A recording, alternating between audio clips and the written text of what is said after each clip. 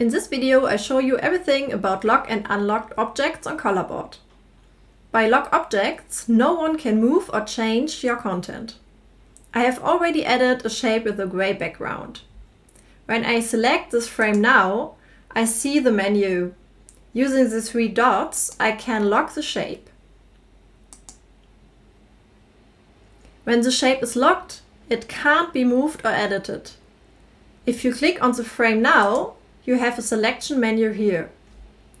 You can unlock a locked object, hide it, change from lock to pin, create a quick link, copy the link to it,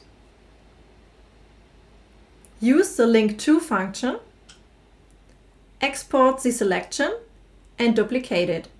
You can also turn off the selection of a locked object from this menu here by click to off locked selection. This feature is available with Advanced and Enterprise subscription with facilitator permissions.